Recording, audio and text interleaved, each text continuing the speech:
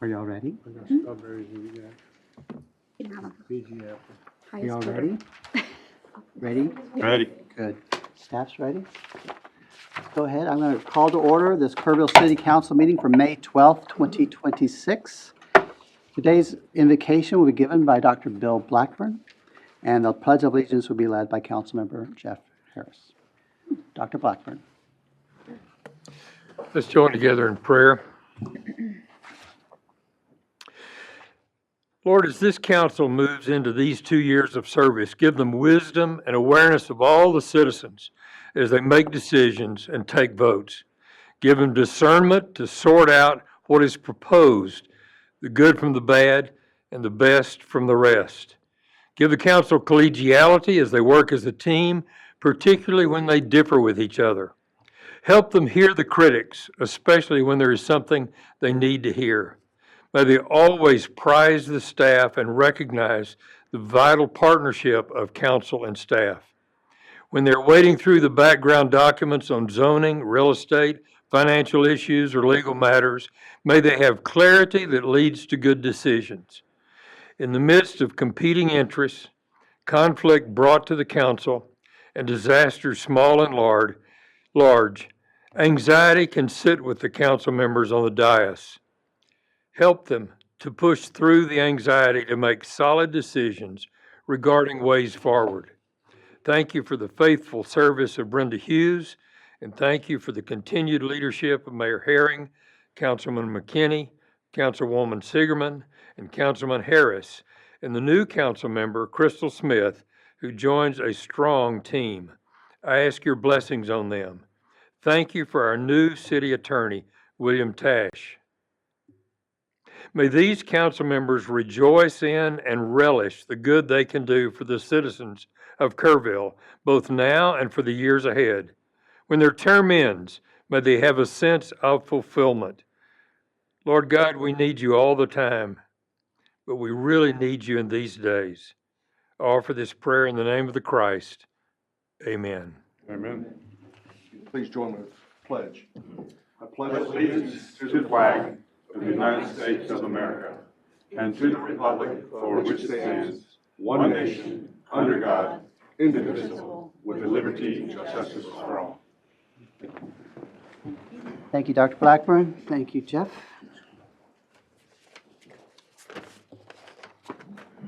My proclamation.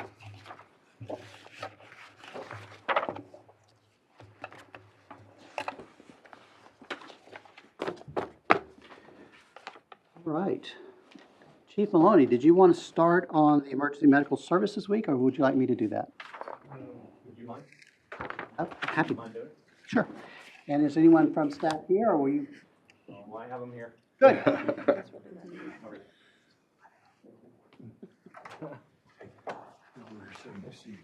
Like, pile them on in.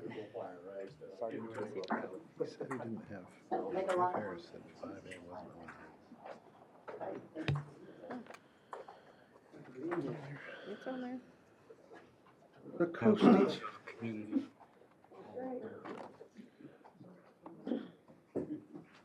good to see y'all. I saw some of you one time, and I was hurting so bad I don't remember who y'all were, so that's good. This is a proclamation of the City of Kerrville. Whereas the emergency medical services is a vital public service, and whereas the members of the emergency medical services teams are ready to provide life-saving care to those in need 24 hours a day, 7 days a week. And whereas access to quality emergency care dramatically improves the survival and recovery rate of those who experience sudden illness or injury. And whereas emergency medical services has grown to fill a gap, providing important pre-hospital care.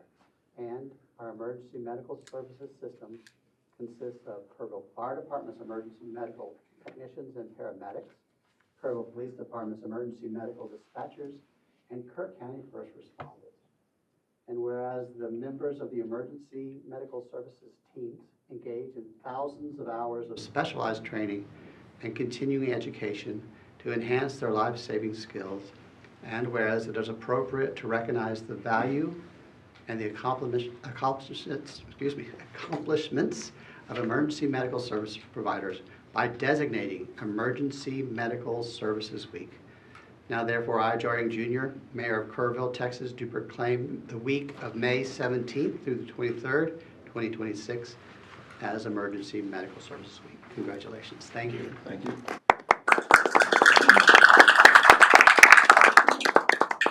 Go down the line, say your name, of course, and how long you've been with the department, and any other thing you'd like to care to add. So, Chief? Stephen Boyd, been here 23 years. Corbin Thompson, 5 years. Wesley Lewis, 7 years. Kenzie Nutt, 2 years. Mark Amringer, 3.5 years. Billy Williams, 25 years. Katie Roberts, 3 years. Daniel Fitzsimon, 17 years. Braden Yeager, 1.5 years.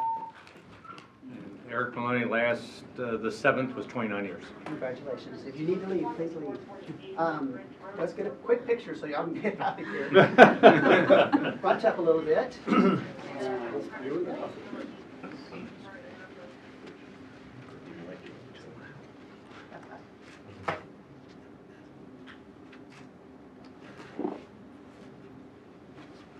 Thank y'all for being here. Thank you very kindly. And shake the hand of the council member as you go out. Thank you so much. Thank you very much. Hey, did you get my email? Thank you, sir. Thank you very much. Thank you. Thank you so much. Thank you so much. So Georgia Boyd, Officer Boyd. Oh, okay. It's funny because there was a lady who came, Thank you so much. someone else in the car. I'm not gonna have an investigation to see if that tunnel was just to get them out of here for real. Probably should. Next is Building Safety Month. Do we have anybody with building safety? Come on up, please. Of course we do, I recognize you.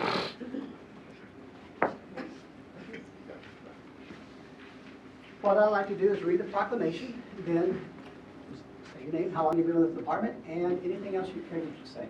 All right? All right. This is a proclamation of the City of Kerrville. Whereas the City of Kerrville recognizes that our strength, growth, and resilience depend on the safety of our homes, buildings, and infrastructure, both in everyday life and during disasters.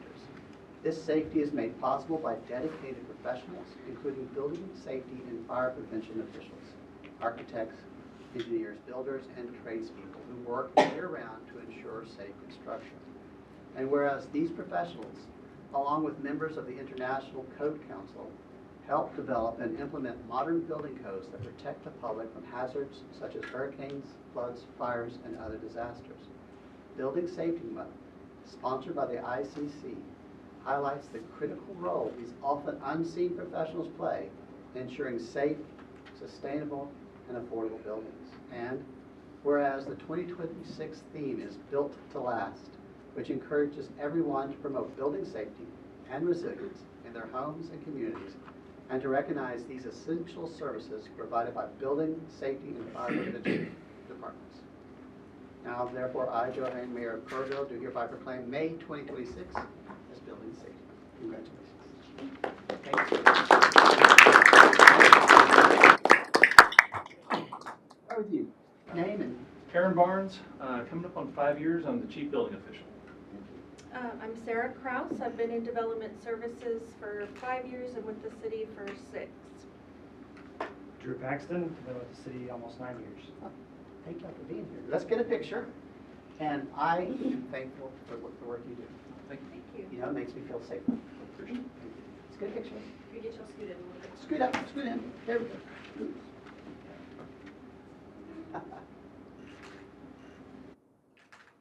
Y'all make me look taller than you. Thank you. Thank you. Thank you for being here. Thank you again, Councilmember. Thank you so much. Thank you so much. Hey, Drew. Thanks for all you do, it's important. Oh, thank you so much.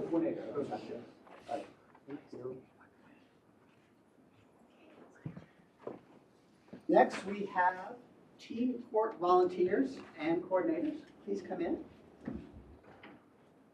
I'm glad y'all are here. Come on in.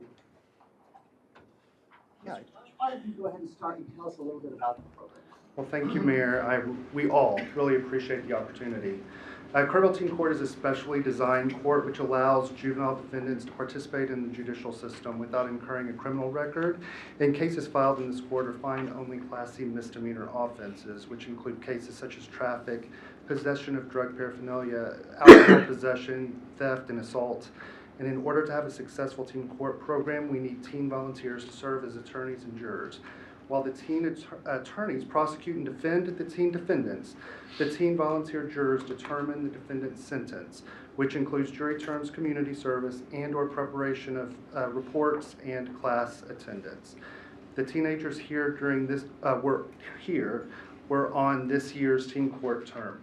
However, this is not a program where they merely raised their hand to volunteer and got to show up periodically. These teenagers had to put in effort to participate, which included attending required training, understanding confidentiality and privacy issues, preparing cases and witnesses, and participating in monthly teen court dockets.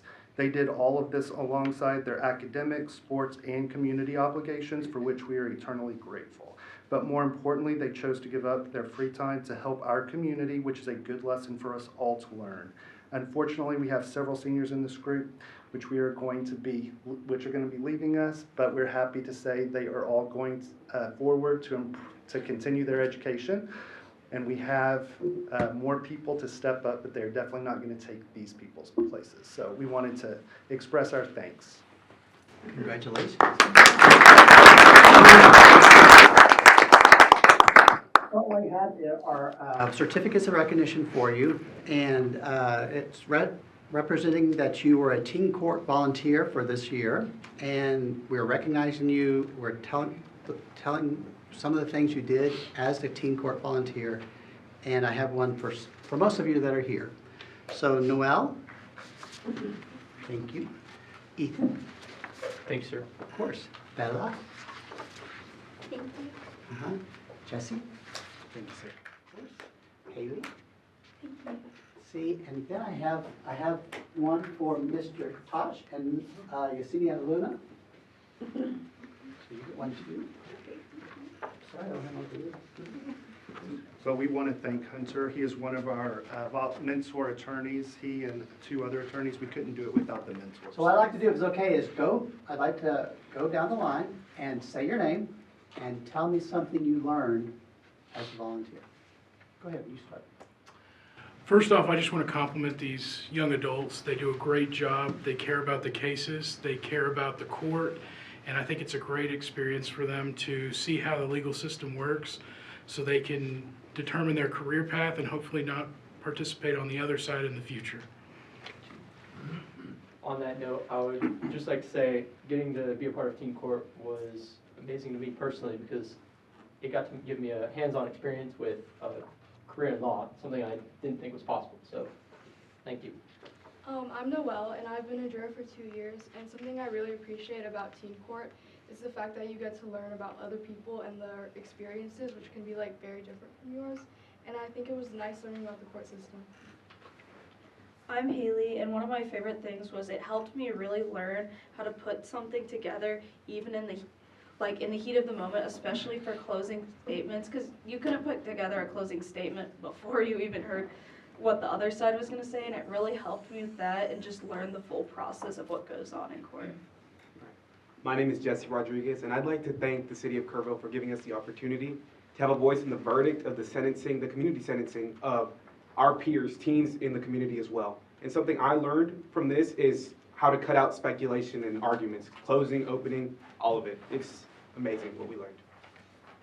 My name is Bella Flores, and something amazing that I learned from this program, it honestly inspired my career path, and honestly, I'm gonna go on to hopefully go to law school one day, and I think that it's really amazing that I got to be in this program, because it really is an amazing program, and just be there with my peers, and we were all in the same boat, and it was just really great to get to have that experience together. What I learned from Teen Court is it was great to see these kids and how much they grew. Some of them we've had for 2 years, and it was just really amazing seeing the growth and how responsible and respectful they were of the cases that they heard. Yeah, I think I learned that we do not have to worry about what we are going to have in the future if these are the teenagers we have right now. So I think that is a very good thing to rely on. Let's give them a round of applause. You have to hold up your certificate so the camera can see it. Also, thank you for making our community a better place. Thank you very much.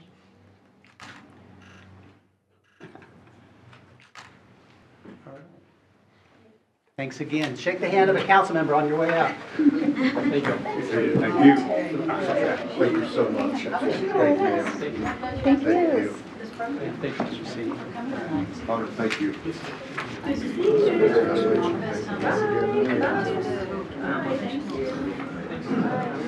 Good job.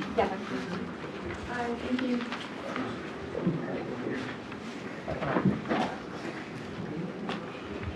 Martin, I skipped you. I'm sorry. I got so excited. That's all right. He's trying to get rid of it. Well, then, I'll let you announce it. announcements of community interest, please. There we go. Thank you. There Thank you go. Welcome, council, audience, and those watching at home. These are the announcements of community interest. First of all, we're having this Saturday, we're having the skateboard competition at Singing Winds Park. This was postponed from back in April. There is on-site registration available, and you can either use that QR code to access it. I'm kind of going off script here. The competition begins at 10 a.m. and will be an exciting event for all watching. On Saturday, this Saturday the 23rd, Scott Schreiner Golf Course will host the Greenskeeper Revenge event. And for details on registration, you can go visit golftex.com or email ssgolf@kerrville.tx.gov. And it's a 4-person scramble, so if you enjoy going out and hitting the ball, it'd be a great day for it. And then as a reminder, registration is open for the Summer Adult Soccer League. The season kicks off Sunday, May 31st, with games played on Sundays and Wednesdays at Hal Peterson Middle School. Matches will be played in a 9 versus 9 format, and the registration deadline is Friday, May 22nd at 5 p.m. And the team registration fee is $350, and teams must submit a complete roster. The league is limited to 10 teams and needs at least 4 teams to run. Registration packets include league rules, player waivers, and other information are available online or in person at the Parks and Recreation Office at Kerrville Schreiner Park, 2385 Bandera Highway. As a reminder, again, the library summer reading program kickoff week is May 26th through the 29th. The week will include activities designed to get families and readers excited for a summer reading. More information will be coming. Reading logs will be available at the reference desk beginning Tuesday, May 26th. For more information, you can go to the library, or you can call the library at 830-258-1274, or visit the library's website. That concludes today's announcements of community interest. Now back to you. Thank you. Any council member, would you like to announce? I would. Okay, so Smithsonian is coming to town. They literally are going to drive an 18-wheeler in tomorrow and unload the exhibit pieces to go into the Kerrville Arts and Cultural Center. This is a 6-week program, and it's called Spark, a Place of Innovation, which is what they have deemed us to be. So on display will be all the stories that has made Kerrville who it is today. So that will be this Saturday, starting this Saturday through June 28th. And then I would be remiss if I didn't remind everyone we are having the Water Street Festival again this year on Saturday, October 24th. Details to come later, but it's just getting better and better every year, so look for it. Thank you. Thank you. Chad? Kent? All right. Martin, my apologies for getting out of order. No worries, no worries. Thank you We're very good. much. Next is the Visitor Citizens Forum. Everybody signed up? No, sir. Great. And next is the consent agenda. Any item on the consent agenda are routine items. Any item can be moved from the consent agenda by a member of council, member of staff, or the public. So any item on the consent agenda need to be removed. If not, is there a motion? I'll make a motion that we approve items 4A and 4B under the consent agenda items. A second? Second. Motion's been made and seconded. Any discussion? All in favor, so vote. Passes unanimously. That was Crystal Smith's first vote.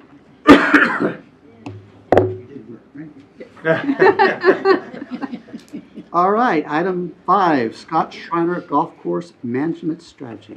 Mr. Brimhall. Good evening, Mayor and Council. It's a pleasure to be here. Just have a couple opening remarks and want to turn the council loose as to give us a little bit of direction on what y'all think we need to do. Tonight, we wanted to bring forward a discussion on the long-term strategic management of the Scott Schreiner Golf Course. Our staff has established a great foundation, and the council's interest in elevating the facility to a premier regional destination gives us a unique opportunity to look at specialized industry models. The private sector has very specific structures designed to enhance both the technical agronomy side of the house and also the professional hospitality side of clubhouse operations. We want to ensure that we're leveraging those specialized resources to maximize the public's investment and the overall player experience. And I'd like to open it up to council to hear your thoughts on what vision y'all have for the specific direction you'd like us to explore as we look to enhance the golf course. That's an interesting segue. Any comments? Well, more tournaments or more golf. I mean, that's my first thought is, you know, I know you had something for Mother's Day. Unfortunately, I couldn't take part in it, but those are the kind of things I love to see. Some more programming. Mm-hmm. Okay, there's several things I can hit on. I mean, going out there and seeing the property and kind of going through, you know, walking through with Mr. Hornis during the process of everything. First off, I'd like to also remind everybody that the city of Kerrville did not spend the money. EIC funded that event for us for the renovations to Scott Schreiner. And with that being said, we need to protect what we spent on our investment. We've talked some about a management program. We have removed the golf course from the general fund. We moved it to its own enterprise, so it's self-sustaining. I think we need to make sure that we have staff on hand that knows exactly what they're doing out there to make sure that we have the absolute best product that we can, so we can have more tournaments, so we can have more people to come. It's, we have a gym in the hill country, and to have, you know, Mr. Finger design that golf course, who also lived right here in Kerrville, that's a testament. You know, everybody that's over there, you know, Bobby's been there since I moved to Kerrville in 26 05. years. And, you know, he's part of it, he knows it, but we need to protect what we have, because 23 years ago was the last time we did those greens. I believe it was 23 years ago.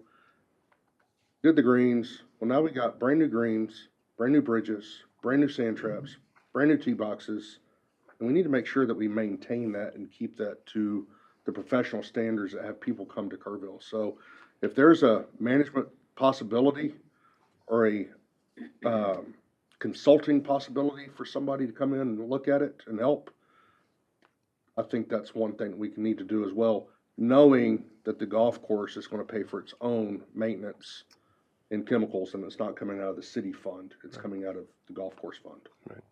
Okay, thank you. Well, I think Jeff covered it pretty well. I think that we need to look at the possibility of having outside managers, not necessarily try to staff, of course, ourselves, but somebody that's really experienced and more in several golf courses, and would maybe bring some efficiencies about the way they manage the course. So I don't know that we necessarily end that way, but we gotta look pretty hard at that as an opportunity, as an option rather than just, try to staff that ourselves and run it with maybe not the same resources behind it. So I think outside management needs to be considered pretty, seriously. Fair enough. What my colleagues have said. One thing I would add on to that is protecting our employees with a management company, that if that's the route we decided to go, that they onboard the employees or that they can move somewhere within the city. Is that the input you were looking for, sir? I think so.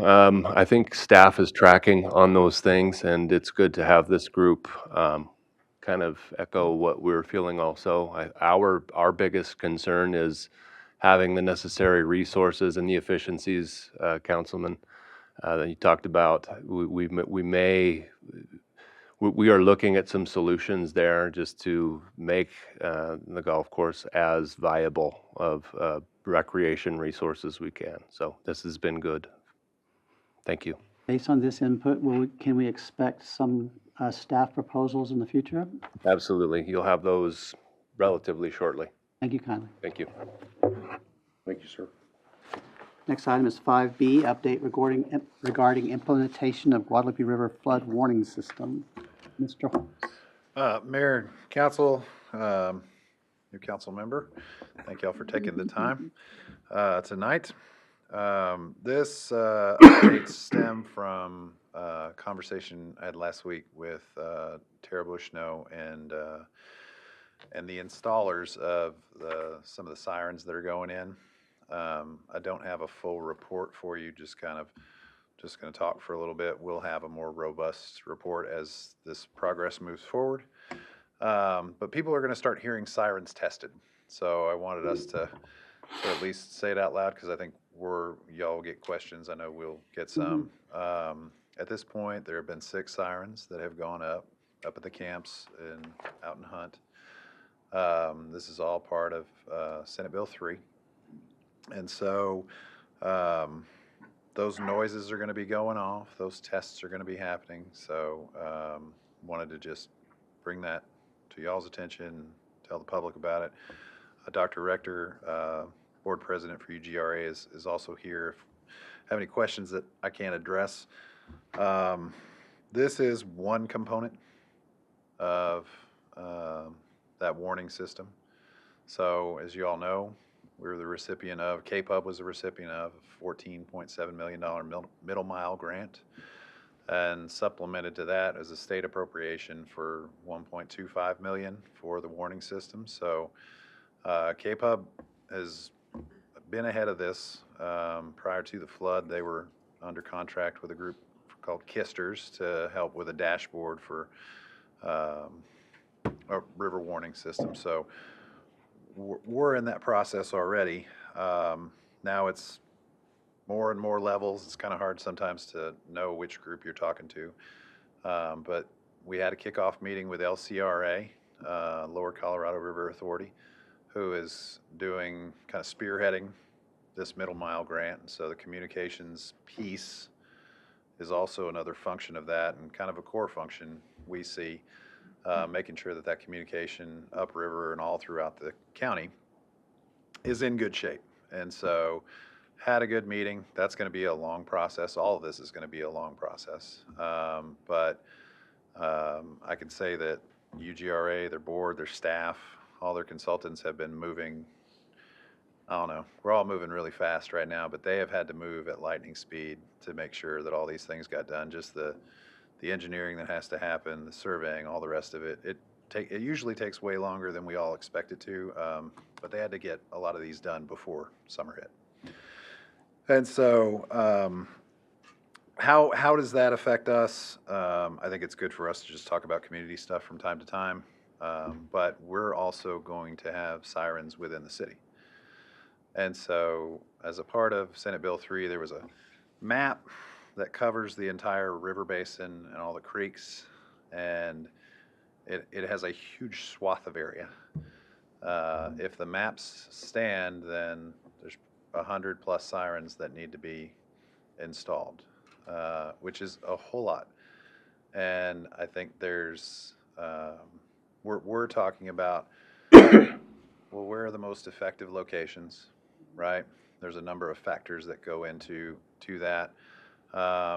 And what are the coverage areas, right? So these things, in a flat space with no trees or no nothing, has about a 5,000-foot radius.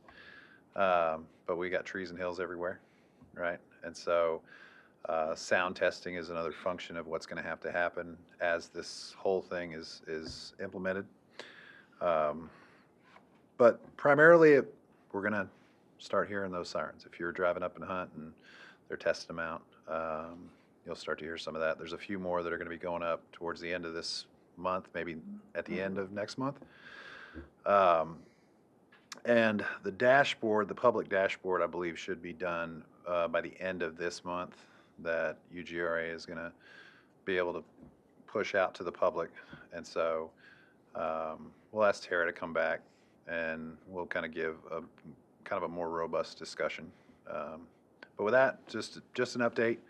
If y'all have questions, I'll do my best to answer them. If You not, said 100 sirens are needed, but that's not within the city, that's the county, No, correct? I don't want to say 100 sirens are needed. Based on the mapping from Senate Bill 3, the swath of area that they chose it covers all creeks, covers the whole river area. I'm trying to clarify, that map doesn't suggest 100 within the city. No, sir. Thank you. No, sir. But I don't know, we're still not sure. The group from Waterway Engineering is working with Texas Water Development Board staff to see what adjustments can be made in there. And if there's any latitude to do so. And it's been a slow process. Texas Water Development Board, like most state agencies right now, is inundated with a huge number of things to get done, and I'll get them done right away. So we're continuing to work on that. It's just preliminary at this point. We have been working with UGRA and with the county staff on what locations we think are best served. So looking at areas where we have high tourism, Airbnbs, campgrounds, that's a big driving force. What are the population centers? And so I think we have 6 locations that we've talked about and said if we present those, let's see what they say. But they may tell us, nope, you got to cover every bit of it. So there's a lot of unknowns, how the sound testing is going to work, where these things can be. All of the ones that have been installed thus far have been above the 500-year 24-hour flood event stage, which is, so we always talk about the 100-year, right, flood stage. These ones are above, the base of them are above the 500-year. And so it's a little flatter in Kerrville than it is upstream. And so I worry that gets us a little farther away from the areas that are going to need it. And so a lot of questions still to be answered. I Go did ahead, have a please. question about, what triggers the siren itself. I know I saw Tara on the lead the other day, and she also mentioned the fact that the sirens will also have an audio note that goes out with, possibly in tandem with the actual siren. So that's good to know, because you'll know it's a test. Yeah. For that, to happen. But I was curious what's going to trigger any of these. Like, is it a height triggering mechanism? It's a combination. Okay. Right. So it's a velocity. It's a height. It's a combination that gets put into the dashboard, and then that information is disseminated back out. And not all sirens won't go off at once. Right. So it's not a. I guess they're measuring what took place at certain places to know where the mechanism for triggering it would be. That's right. It's different. Yes, ma'am. Okay, I'm just wrapping my head around sirens, and It's a lot. It's not the end-all, be-all, Right. right? It's one component of a whole process, right? Well, I'm glad we're getting them. I mean, I think it will be a good part of what we're going to need. So, Yes, ma'am. thank you. Dr. Rector, do you have any comments for us, sir? We're part of the team. In this community, the city, the county, and we're part of the team, UGRA. We're here to help however we can. Let me, before you sit down, when I testified before the House and Senate committee here in town, I said I wanted a data-driven, automated warning system installed by summer, and y'all are doing it. Thank you very much for getting it done. Trying to meet your deadline. I'm glad. Thank you very much. And we're going to meet your deadline. I know you are. Thank you. They'll have 8 of them installed by the end of the month, as Mr. Horner said. I saw pictures of one. I'm very excited about it. Thank you for working so hard. All right, I think we can go on to, no one has any more questions, we'll go on to the next item. I think we should do a field trip to go see one at some point, or 2 or 3. Did you have something else?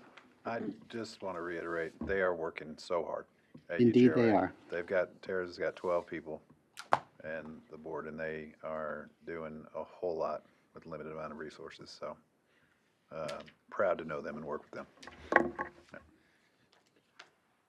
The next item is a public hearing and an ordinance. Would you mind reading in the ordinance, Ms. Yes, McElhenney? sir. Ordinance number 2026-07, an ordinance amending Chapter 60 of the Code of Ordinances, City of Kerrville, Texas, such chapter more commonly known as the City Zoning Code, by amending said code to include adding new definitions, revising setbacks and the off-street parking schedule, adding new supplemental development requirements, revising the land use table and other amendments as provided herein, providing a cumulative clause, providing for severability, providing an effective date, ordering publication, and providing other matters relating to the subject. There are no citizen speakers signed up. However, this is a public hearing. Thank you. Mr. Paxton? Good evening, Mayor and Council. This is the first reading following our workshop last meeting for an update to the Chapter 60 for the zoning code. Just a reminder, it is one of our implementation items out of the Kerrville 2050 plan to ensure that development services, processes, and existing codes are not impediments to development or redevelopment. Run through some definitions, some residential updates, mixed-use zoning, land uses and supplementary requirements, and parking ratios briefly. Again, we've presented a first reading about a month ago and had a workshop at the last meeting. So amending the definition for artisan and craftsman workshop by removing the by hand requirement, just acknowledging new technology and innovation in some of those craft industries. Amending the farmer's market to include other non-ag related products. The few current farmer's markets that we have in town are a mix of agriculture products and some other items from some craft makers and so on. And then adding definitions for several uses that are listed in the land use table but did not have definitions. Obviously, some of these are pretty straightforward, but with the legalese side, it's always to have things good to have things defined. For residential updates, we're looking at reducing the side setback for corner lots from 15 feet to 5 feet on all residential districts except R3, which is the multifamily or apartment zoning. This is to help a lot of the infill projects that we've seen over the last few years that have struggled with that 15-foot setback for additions to homes and tear down and rebuild of properties. Some of those existing lots are a lot narrower than some of the today's standards. So I wanted to at least acknowledge that and give more room for those infill projects. For accessory dwelling uses, or accessory dwelling units, lowering the parking ratio from 2 spaces to 1 space.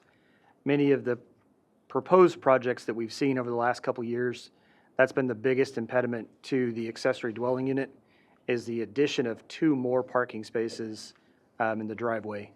Most properties were able to accommodate 3, but getting that 4th parking space and still meeting our driveway standards and parking standards has been difficult. and then wanted to clarify that accessory dwelling units are eligible for reduced setbacks based on their size, similar to other accessory buildings. For the mixed-use zoning district, we're removing the requirement for a concept plan and traffic impact analysis on a zone change application. The mixed-use district has a regular set of development standards, so requiring that concept plan and traffic impact analysis has been a huge barrier for potential zone cases for the mixed-use zoning district. For the land use table, we are adding battery energy storage systems and data centers, both as a conditional use in the industrial manufacturing district. Adding pet supply and pet grooming into the industrial district to follow along with the kennel permission in industrial manufacturing. And then adding a general retail component in our commercial districts. For the supplementary requirements for battery energy storage systems and data centers, we talked about this at length at the workshop. I do want to add the ordinance that you have before you does not have the conditions you see on your screen in blue. We were focusing on what the distance requirement should be between 300 or 500 and so on. And I failed to get that over to our city attorney for those other requirements that we had talked about. So if council wants to move forward with those additional requirements, just include that as part of your motion. We are recommending a prohibition within 100 feet of the 100-year floodplain, conditional use permit within 500 feet of the 100-year floodplain or within 1,000 feet of Nimitz Lake, prohibited within 500 feet of any residentially zoned area, public park or playground, public or private school, hospitals, require a 300-foot setback from any major thoroughfare or major or minor arterial roadway, but they must have at least one access to the arterial, require an 8-foot masonry screening wall on all sides of the property, and develop a water usage agreement and utility capacity analysis to be completed prior to the issuance of any related permits. Obviously, with the new technology that's coming out with the BESS and data centers, we don't know exactly what the future is going to hold. Typically, they are heavy electric users for the electric grid, heavy water users for their cooling mechanisms. I want to make sure that we're protecting the community assets of our systems prior to issuance of any permits as those move forward. Any questions on those other requirements? I think we covered it a lot at the last meeting, at the workshop. Churches, We can add that. I think that, we got to protect our citizens. I'm good with, I know I was extreme on what I was asking for last time on the setbacks or the mile. After discussion with yourself and Mr. Rice and understanding it, it's 500 is probably doable. Right. I won't say 500 feet would negate all areas in town, but it certainly limits the areas in town away from, again, floodplain and all the protected uses that we're looking at. Churches and other religious facilities are common as a protected use to separate from, so we can certainly add that. Thank you. The other supplementary requirement was for a farmer's market to not be located on a vacant or unimproved lot. The intent here is to make sure we have adequate access, parking, and prevent any nuisance properties. And then the parking ratio for multi-tenant buildings would be 1 parking space for every 250 square feet, and over 20,000 square feet, that goes down to 1 parking space for every 300 square feet. With that, I'd be pleased to answer any questions before or after the public hearing. Any questions for Mr. Paxton? All right, public hearing means you can speak to this issue. You don't have to have signed up beforehand. I'm going to go ahead and open up the public hearing at 6:44. Anyone care to speak?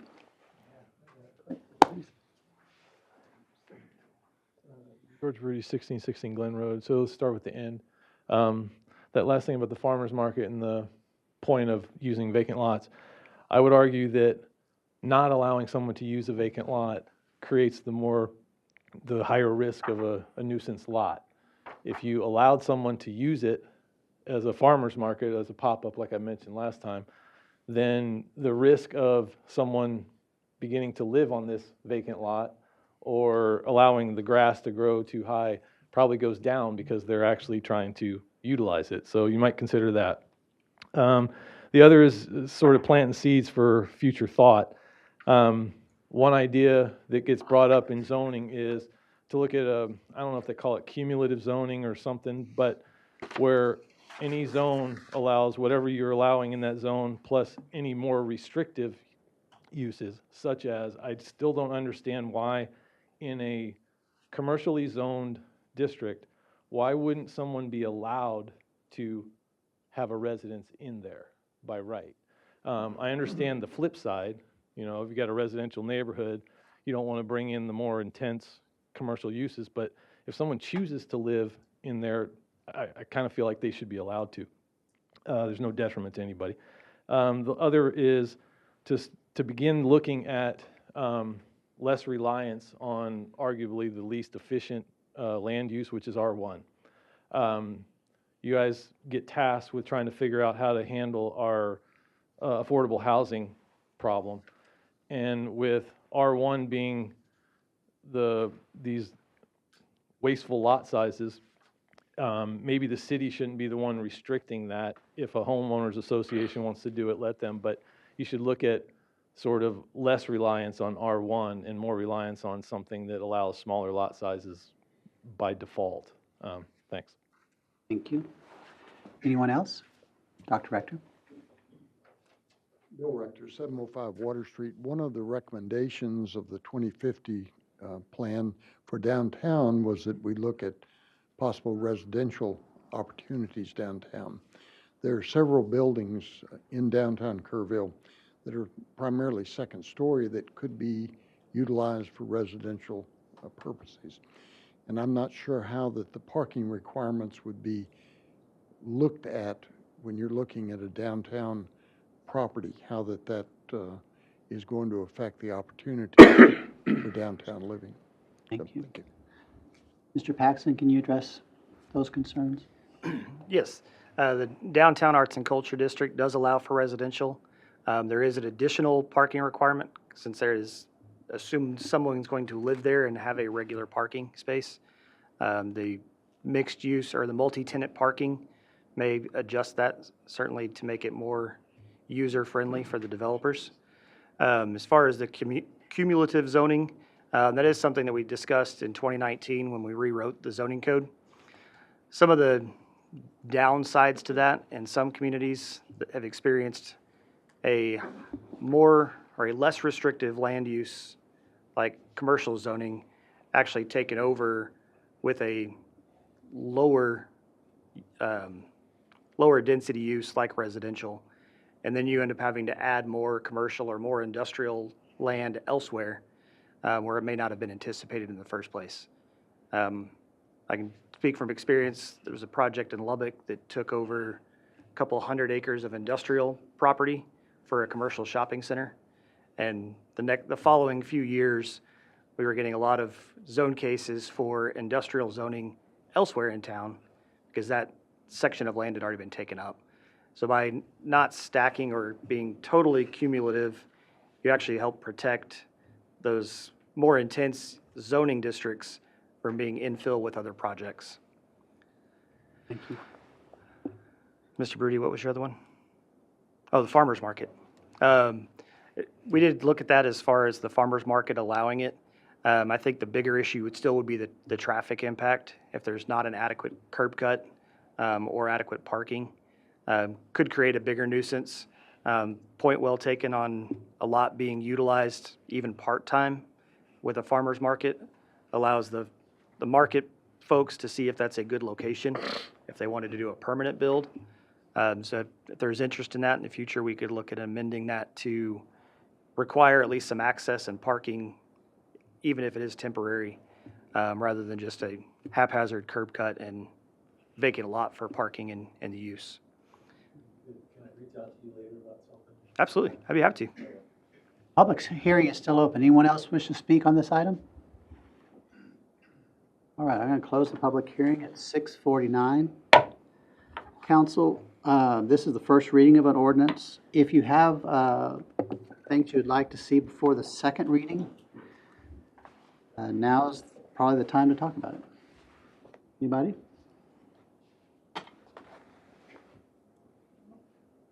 Workshop covered it pretty well, I think. Very much.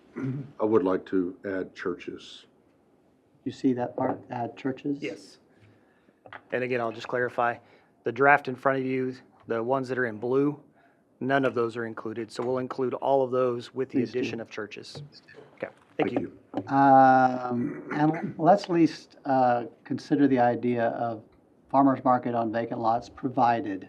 Okay. Parking and adequate curb cut. What else? Anything else?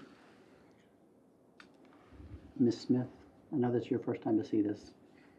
If you have anything, you can get with Mr. Paxton later if you care to. I'll get with you later. Absolutely. Okay. All right. All right, is there a motion then, or ordinance 2026-07? I would move that we approve ordinance number 2026-07 regarding Chapter 60 of the Code of Ordinances, including the final adjustments tonight with what's in blue and adding churches, restricted area. Second? I'll second. Motion's been made and seconded. Any discussion? All in favor, so vote. Passes unanimously. Thank you for your hard work on this, Mr. Paxton. Item 7A is an ordinance. Would you mind reading that in, please? Yes, sir.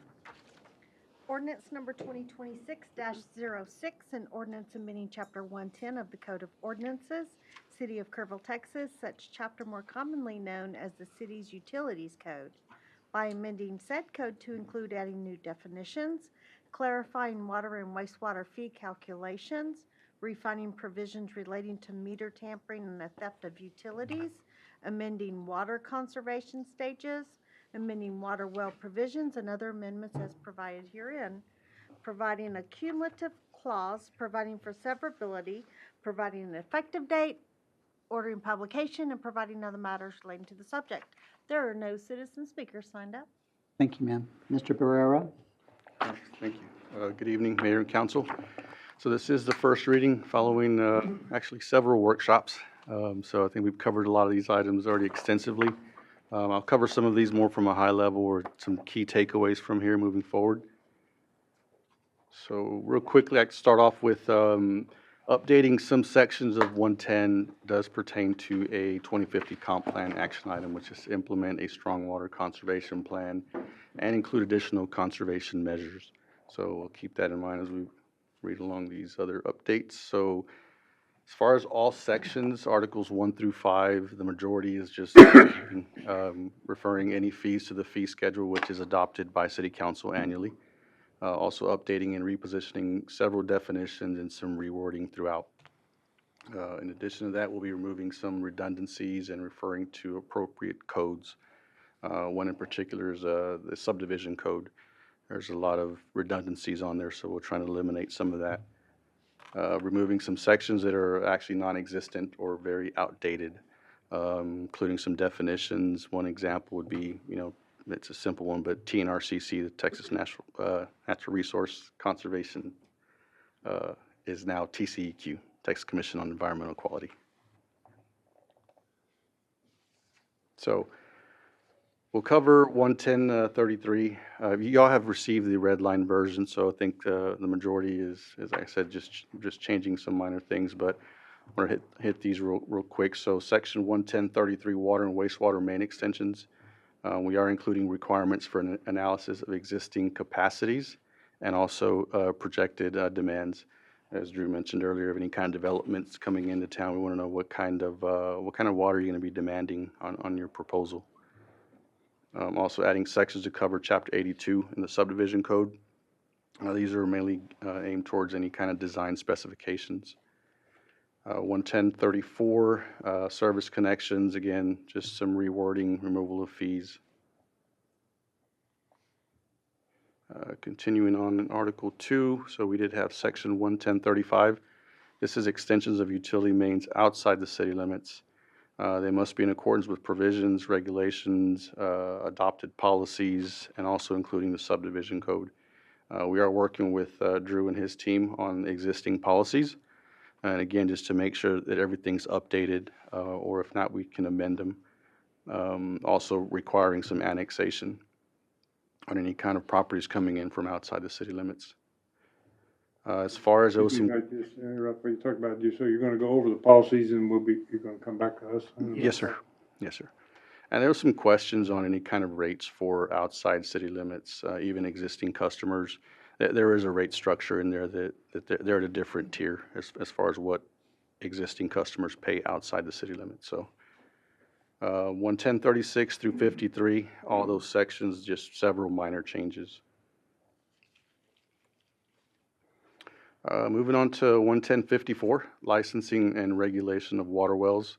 So again, adding clarification to the requirements, prohibitions, and exemptions. Some of those include where it's not practical for the city to allow extension of an existing utility. And also to make sure that there's no impact to any existing infrastructure that may be adjacent to the property. And of course, adhering to federal, state, and local laws, permit requirements, including headwaters. So there are several requirements outside of our requirements that are already in place. And again, removing sections that are covered by law, which is what I was referring to. Moving on to 57 and 58, this pertains to use of type 1 reclaimed water. Again, clarifying responsibilities for both parties, us being the provider and then the users of reclaimed water. Make sure that their ponds are up to speed, their distribution network, irrigation systems, they have the purple pipe in place, the proper signage, all those responsibilities, make sure that both parties are understanding of that. All right, we'll move on to the water management plan. As stated in our long-range water plan, water conservation is a leading strategy. All right, so we want to make sure we implement some measures that are aimed towards water conservation. So you'll look here at 11093, we got year-round conservation measures that are year-round, regardless of whatever stage we're in. So education and outreach, those are major components to conservation. So we do plan on expanding our outreach, whether it's through any kind of a rebate program, some type of grant funding that we can help towards conservation. Also coordinating with any kind of local resources on drought-tolerant landscaping. And then we'll recommend best practices for low-impact designs, which are already covered under Title 30 of the Texas Administrative Code, Chapter 344. So those are already in place. We want to make sure that they're adhering to those guidelines. All right, so moving on to 11094. These are year-round prohibited uses of water, pretty much wasting water, regardless of whatever stage we're in. As we mentioned before, water running more than 10 feet away from the area that's deemed for irrigation, failing to make repairs to your system components, whether it's to your spray heads, your rain sensors or whatnot. Those will fall into that category. And also watering impermeable surfaces. We see that there's spray heads that are watering driveways or sidewalks or streets. That's what we're referring to right here. And that picture to the right is kind of exaggerating, but that's, we don't, we don't want that. All right, so another one here is 11097. It's had some significant changes out of all of them. We went ahead and just now go into a stage 1 through 5, right? So they're also categorized as stage 1 being mild, on to stage 2 is moderate, severe, critical, and then last one is stage 5 being water emergency. So we changed the hours a little bit just to have some consistency on the top side, but most importantly is to have this starting at stage 1 with some type of restrictions in place. I know there's maybe times whenever things are great, plenty of rain, whatnot, but we still want to have some restrictions in place regardless, just to be good stewards of our water. What page is that on in this packet? I'm sorry? What page? 44. I think it's 44. And with that being said, I'll take any questions. All right, any questions for Mr. Barrera from council? I think we've asked a lot already. Anyone? Been through this quite a bit already. One of us hasn't. Any questions? I met with him for several hours and Wow. I'm good. Okay, thank you, ma'am. Okay, council, what is your, we don't have any citizen speakers, correct? No, sir. What is your desire on this ordinance? I'm asking for a motion if you'd like to. I'll make a motion to approve ordinance number 2026-06 on first reading. Is there a second? Second. Motion's been made and seconded. Any discussion? Okay, all those in favor, so vote. And it passes unanimously. Thank you for your hard work at explaining it to us Yeah, thank you. over and over. Pleasure, yeah. I think we're almost there, so, yeah, thank you. All right. Item 7B, ordinance number 2026-08. You can put it in. Yes, sir. Ordinance number 2026-08, an ordinance amending Chapter 10 of the Code of Ordinances, City of Kerrville, Texas, such chapter more commonly known as the city's Alcoholic Beverages Code, by amending said code to delete the local fee, amending the penalty section to account for the deletion of the local fee, providing a cumulative clause, providing for severability, providing an effective date, ordering publication, and providing other matters relating to the subject. We do have one citizen speaker signed up. Thank you. Ms. Behrens? Good evening, Mayor and Council. So I'll be brief. I know this, the summary is in your packet. So last legislative session, the legislature passed Senate Bill 1008, basically prohibiting under certain circumstances some fees associated with alcohol beverage licenses, which we have managed in our office for several years. So cities and counties and public health districts and those things that have entities with food establishments who are already paying this fee, either through another regulatory agency, the state, or the like, they're prohibited from also paying fees that are associated with the city. So it's taken us a little while to work through this. The state has not given very clear guidance on exactly the intention of it. There's some, you look shocked. There's some gray in there, I would say. We've worked through this with our legal team probably for the last 3 or 4 months, just really digging into this and seeking some guidance from this. In looking at the permits that we have about 100. 87 of them would be under this new Senate bill. So our recommendation is to remove this fee altogether and just take it out of our fee schedule. So we have about $7,100 right now that we would refund to people who have already paid those fees for the year. But it would be kind of insignificant to really track 13 for this, and then, of course, the enforcement of that as well. So they will still have to have permitting if they were going to establish a new alcoholic beverage license. They'd still have to go through zoning and all of those kind of things to make sure they were compliant with codes. And then also, totally lost my train of thought. If they are still under the food licenses, of course, there's still a health code permit too that'll have to be obtained. So there's multiple layers of protection there, and Drew can speak to that, of course, and then William, have anything on the legal side. Questions? Mine, so that's, I'm good. We have a citizen speaker. Oh, yes, sir. George Broody. Rudy? So as she said, the goal is to come under compliance with that law, but the law says that you can't actually require someone to pay for those 2 permits. So the health code permit and it's actually a tax, it's not really a permit fee for the alcohol beverage one. And so one way to do it is to eliminate the fee. I would argue that under what you're allowed to charge for the alcohol fee is in some cases considerably larger than what you're going to be allowed to charge for the health code fee. So I would suggest you look into the possibility of, rather than deleting the fee, because there are actually, if you had a liquor store, you could still be charging this fee. If you eliminate it, you lose that. But the other is, simply put, if I'm coming to get a health code permit fee, if I've got an alcohol license, then I waive the fee for the health code permit, still issue the permit, and then charge the fee for the alcohol license. that would be in compliance with that law and would allow you to accept the larger amount, revenue amount, which is really all the alcohol, the local beverage, alcohol beverage tax was for. It's nothing more than a sin tax. That's all it is. And there are some alcohol permits that are $4,000. So you're giving up the opportunity to collect half of that, which is $1,500. I don't know what the health code fees are, but it's somewhere between $200 and $300 a year, right? Something like that. I can't speak to. Anyways, you can look at it, and I would just urge you to consider, at least between these first two, the first and second reading, looking at the possibility of holding on to this fee and looking at a way to either or charge it, and you'd still be in compliance and collect as much revenue as possible. Thanks. Thanks. Any other citizen speakers? No, sir. Any response to that, Ms. Behrens?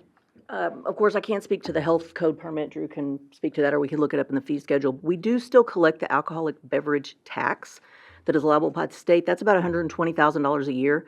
This particular permit that we issue typically every other year to these holders of these licenses is about $15,000 impact to the budget. So if we have to remove 87 of the 100, then we're talking about very, very little revenue. And then the maintenance component to keep up with who can and who can't, because there are some provisions in which case you could charge this separate license or this permit to be held. So, but we still will collect the alcohol beverage tax that's allowed by the state that we receive already. Thank you. Any questions for Ms. Behrens? I get it. All right, is there a motion? I'll move to approve ordinance number 2026-08 regarding the chapter 10 of the Code of Ordinances. I'll second. On first reading. Yeah, on first reading, and we have our first second. Motion been made and seconded. Any discussion? All in favor, so vote. Passes unanimously. Probably because of the second. All right, the next is resolutions that have a public hearing. So when a resolution has a public hearing, do we have to read it in? Someone is saying yes. Okay. So would you mind reading in resolution number 20-2026? Certainly, sir. Resolution number 20-2026, a resolution granting a conditional use permit to authorize an automotive service and repair major on the property located at 1809 Sidney Baker Street, Highway 16. The property located within a general commercial zoning district C3 and making the permit subject to certain conditions and restrictions. There are no citizen speakers signed up. However, this is a public hearing. Thank you. Mr. Paxton. Thank you, Mayor. This is a conditional use permit because the proximity to the floodplain for an automotive service facility. Here's the site plan of the existing building, which they'll renovate for the automotive shop. And it's about roughly 240 feet from the 100-year floodplain. Planning and Zoning Commission did recommend approval for this with the conditions that you see in your resolution related to any oil tanks that are outside must have a berm, and that any vehicles that are being worked on inside the building. Obviously, customer vehicles will be stored there, but not actively worked on in the parking lot. With that, I'd be pleased to answer any questions. I'm having trouble pinpointing exactly where it is. I see Sidney Baker, I see Roy Street. Can you This give me is a link? the old Mayflower building next to Dutch Brothers and Home Depot. Okay, because I couldn't see I-10 either, and I was wondering how far north on Sidney Baker. Okay, thank you.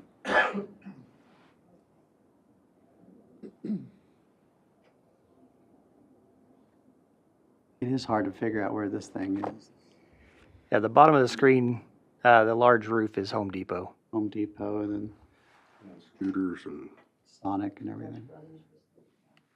yeah, Dutch Brothers, not Scooters. And the applicant, Mr. Dunnigan, is here if you have any questions for him as well. Certainly. All right, before we go to the public hearing, any questions for Mr. Paxton? No, I mean, some of my questions will be about hazardous materials. you know, as far as, I know they're meeting the requirement for being 100, was it 500 feet from the 500-year floodplain, but what kind of activities could happen that would saturate the soil? All right, do you want to answer that, Ross? Hi, we record these, so could you state your name and city? Absolutely. I'm Ross Dunnigan. I'm the owner of Flying Diesel. I'm also the owner of this property here. We are trying to bring our automotive shop into town from outside currently. We're in the county. As far as your hazardous materials and whatnot, what exactly is your question? Oil, you know, wastewater of some type, or any other chemical? Sure. So wastewater, we don't really have any wastewater. There is coolant. There is oil. So we store both coolant and oil used on the property. It's less than 500 gallons per container that will be stored there. It is pumped out usually monthly, if not bi-monthly, depending on the usage. That is still well within the 1,500 gallon TCEQ code or the EPA code. Okay. Regardless, we're still taking in those considerations, putting a concrete pad and berm in where those storage Be units. stored, okay, Yes. great. And so if there is any sort of spill or whatnot, that will be contained. There's also going to be a plan, shouldn't call it a safety plan, but it's a plan in case there is a spill. And that will be on site at all times for all employees to be able to gain, as well as any oil dry is what we call it. It's basically kitty litter that we can put out. Sounds great. You have a plan. I like that. Yes, ma'am. Any other questions for the applicant? You're putting up a chain link fence, or you're utilizing the one that's already there? Yes, ma'am. We did put up a chain link fence. Okay, are you gonna put, and I don't know what it would be called, like the fabric or anything, just so when you are, when you have customers' trucks parked back there, that way it's some type of, it's beautification, but then it's also kind of, a little bit of security? So to me, that's a double-edged sword. Okay. Reason being is, one, when you block that area off, it prevents the police from seeing in to see what's going on. Sure. At the same time, it also does block people from seeing what's in there. So it is kind of a double-edged sword there. Currently, we don't have any plans to do that. If anything, it would be some advertising along that fence. Questions? Mr. Tony, you, just to kind of piggyback on what Councilmember Seagram said, in-ground or above-ground tanks? Above ground. And we don't store any bulk style that's greater than 1,500 gallons. And there's zero fuel stored on site as well. Thank you so much. All the best. Other questions? A mention of a berm being required?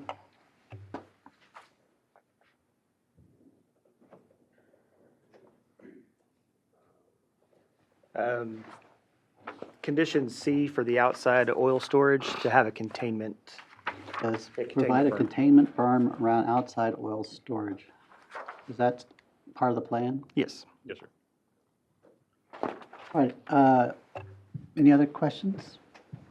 This is a public hearing, so I'll open the public hearing. And if anyone would wish to speak, you're welcome to do so. Opening the public hearing at 7:13. Anyone? Close it also at 7:13. Any other questions or comments? If not, I would certainly entertain a motion. I'll make the motion to approve resolution number 2026, the conditional use permit with the conditions that are listed inside. I'll second. Motion's been made and seconded on resolution number 20-2026. Any discussion? I have one Go more ahead, please. question. Drew, on page 2, on the development requirements, this may be getting too in the weeds. It states,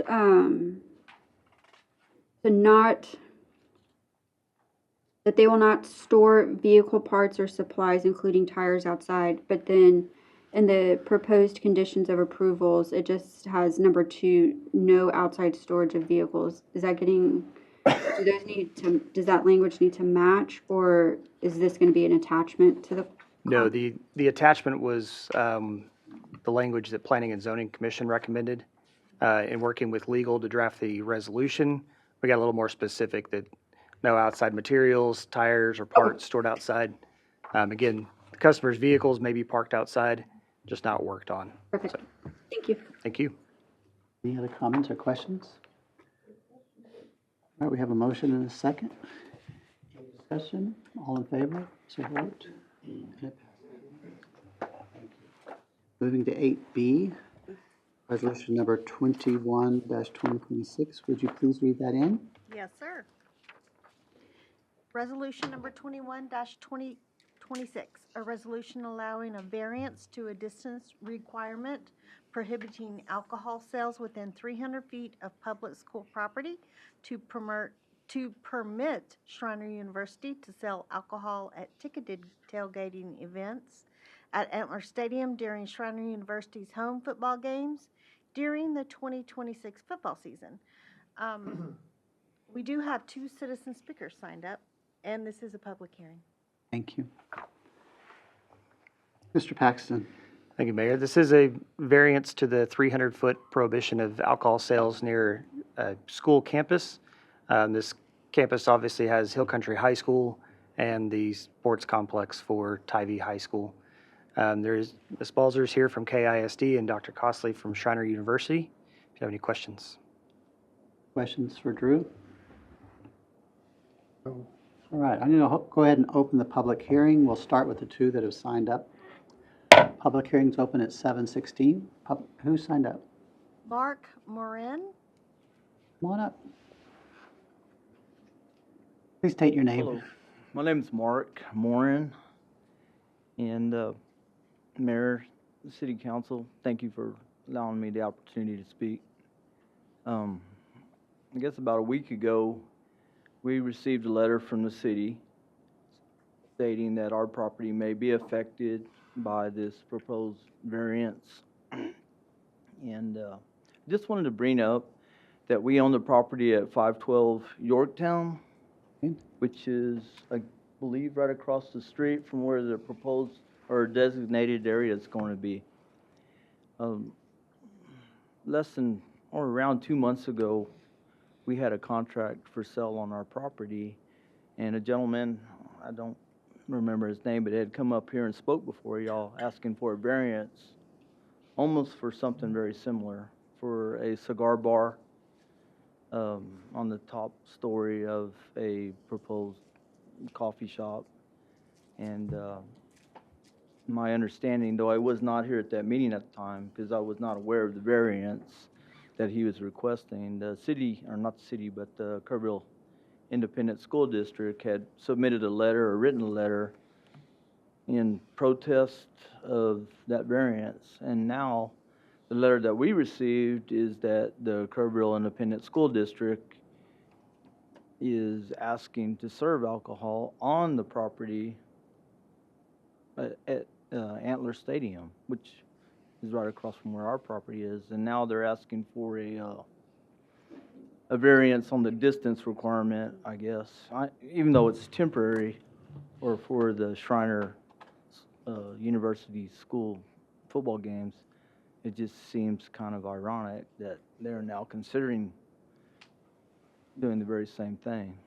It was brought up on this council that it was, the reason was concern for the kiddos or the kids and concerned citizens. I just wanted to know what has changed on that, because that's specifically was said here. We got to worry about the kids. Now we're going to have kids present at the stadium, even though it is on a designated area. There's still going to be children around. That may or may not affect it. I don't know if this ever been done before in the state. I don't know. With a high school stadium, I'm not against it.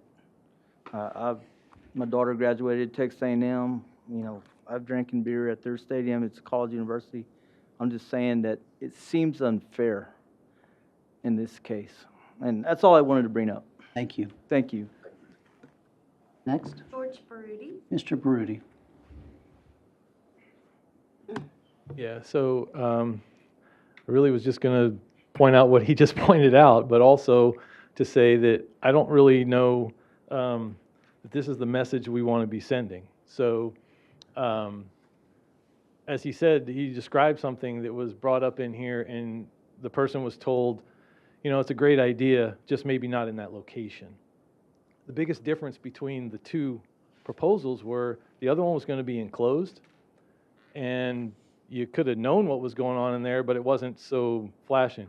According to the packet, this ticketed tailgating area is going to be called the fun zone, okay? Not exactly targeting adults, it seems more like targeting, you know, hey, come drink and have fun. Fun is necessary, beer is necessary to have fun at this stadium. Not exactly the signal we want to send, I don't think.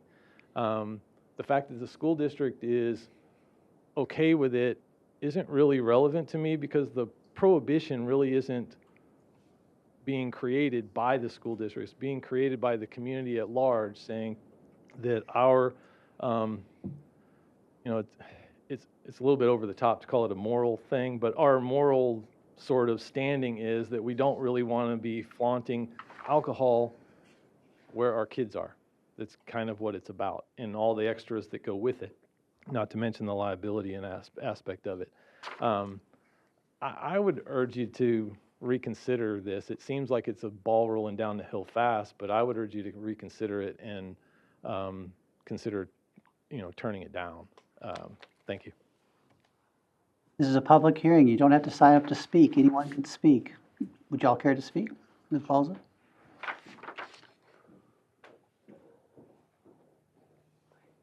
Good evening, Shelby Balzer. On behalf of Kerrville ISD, I'm the Assistant Superintendent of Administration, and Dr. Costley and I have been working on the agreement for Shriners University to start a football program for a number of years.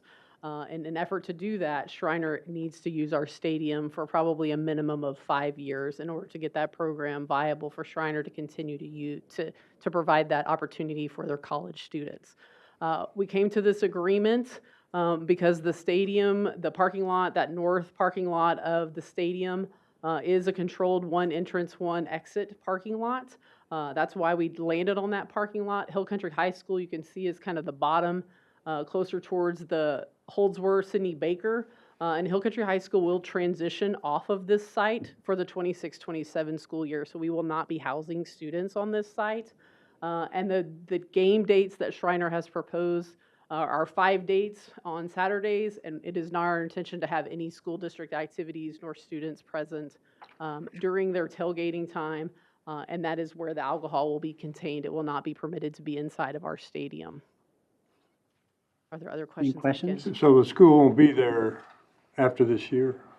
Hill Country High School will be transitioning, yes, sir. We're going to use BT Wilson. You're familiar with that Yes. one? Yes. So we're going to use BT Wilson, and Hill Country High School will be housed into that facility for the 26-27 school year, yes, sir. So for that school year, there won't be students in that, at that. With the exception of our athletic events, again, which are scheduled not at a time when Shriner is going to be utilizing that parking lot. And they have a vested interest, obviously, in making sure that the security is good, the cleanup is good, and the projection that Shriner University has is much like ours. We're sending our kids to college too, and many of them to Shriner.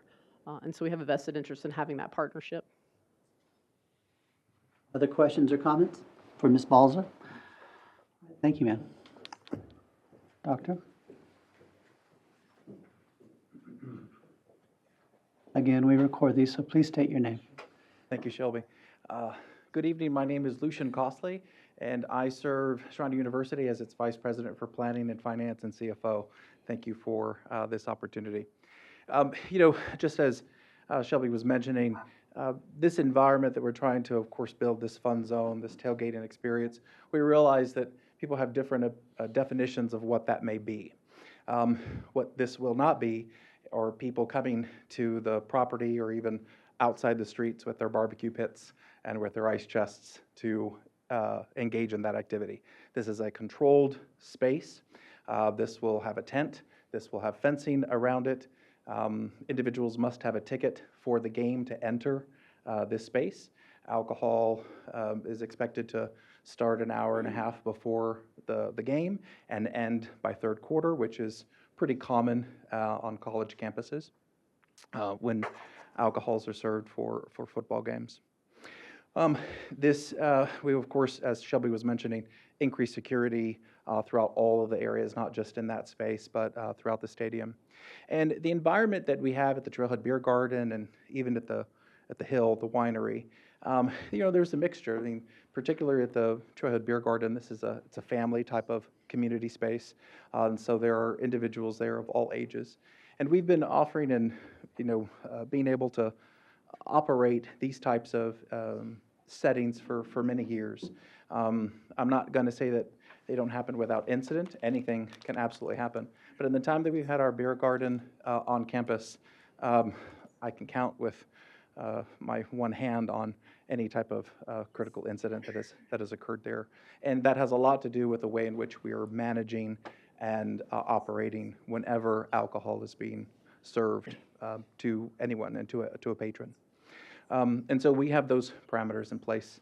It's a muscle that we have built, and it's a muscle we expect to keep on doing and going forward. So I will also add that this is something that we want to create for the college experience, different from the K through 12 experience.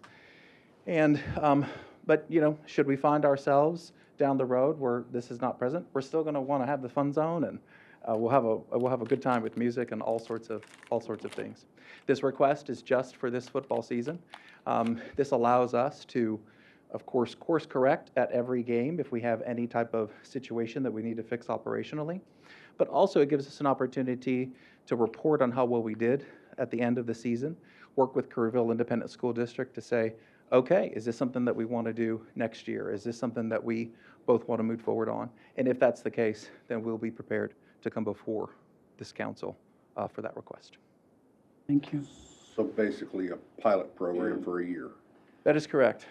That is right. I'm sorry. Go ahead, please. Dr. Costley, there's been several emails and letters sent to us, and to reflect back what the gentleman said earlier, security, I don't know if it's going to be Kerrville Police Department's working this, or if it's going to be Schreiner University Security's working this. You said you must have a ticket to enter. Is that even for minors? Is there going to be some kind of X on the hand like we had to do when we were kids? Absolutely. No, those are good questions. I will tell you this, that we'll start off with campus security that we have on there. But, the university's still running, even with a game happening. We still have residents and we still have the diner running, and so we'll have a presence on campus. But it is our expectation that we will be working with off-campus security. Those numbers, I can tell you, with our chief of security, if he says we need 12 or we need 20, we're going to get the number that we need so that we can have everyone at their posts. Particularly for the tailgating area, yes, every person has to have a ticket. A kid would have to have a ticket. And then there's another layer that you cannot purchase or be served alcohol unless you're carded. And this is something that our food service provider does, even at the Trailhead Beer Garden and the winery. You have to show proof that we'll have bands for individuals so that it's not just a marker that can come off, but multiple components that are there. And even when the individual is at the bar, there's another layer of verifying that. It's the Aramark's responsibility. It's their license that they're going forward, and they don't want to jeopardize that as well. So they have other requirements in place that we say, however you're going to run that and do that, we're going to be in full support of it. And I guarantee you, it's been successful thus far after all these years. Thank you, sir. Yep. And I'll just make one more comment to the gentleman. Sir, I'm sorry, but I'm the one that sat here and said it's a great idea. I think that'd be fun, a cigar bar. This is a little bit different in my eyes, just because it's a college event. That would have been a full-time establishment. And like Dr. Costley said, this is a trial run. This is 1 year, 5 times. If there's an incident at the first deal, they can shift directions and change how they're going to do it, or they can cancel it, or hopefully college participants are a little bit more responsible than high school participants, because I know when I was in high school, I was not responsible at football games. But, I don't want to take it away from you, because I did receive y'all's letter as well. But it's just, I hope you can understand what I'm trying to say. It's a little bit different because it's not a full-time. It's just a 5 times in 1 year, in 1 season. And it's just something that we're gonna possibly look at. It just, I know. I hope you understand. I do. I totally understand, and that's why I was torn on it too, because it's like, a couple months ago, we just told a gentleman, no, you can't do this in our town, or in this area. And then I do have one other question. Mr. Paxton, could you highlight that area where this is designated, that area? And my understanding is there's gonna be a fence all the way around this. Is that correct? Yes, I'll tell you. Around the area where alcohol is served, there will be a tent, and in that tent, the fence will be around. The zone of where it is, it's more of a parking lot space, and the reason why we did that is because we don't know how large the tent will be or how small the tent will be. We wanted to make sure that that area was cordoned off. So From that area where it is highlighted with the arrow, how viewable is the stadium from that point? Oh, it's not very good. So if it's not if you can't see the game going on, what exactly is the purpose of serving alcohol there other than to raise money? And how much money are y'all gonna raise? You can view down that hill into the stadium, and because of the location of the Jumbotron scoreboard, Ms. Balzer, we have to record this. I'm sorry, you can view from the north parking lot, which is Yorktown, coming down, you can view into the stadium. And because of the location of the Jumbotron or the video screen, you can also see that. We often see people in that parking lot during football who have not purchased a ticket, and they're sitting in the parking lot viewing the entire game through. That's not something we necessarily go out and regulate as long as they're not parking in the fire lanes. Our lot's right across the street, and we have an elevated view because our lot's up.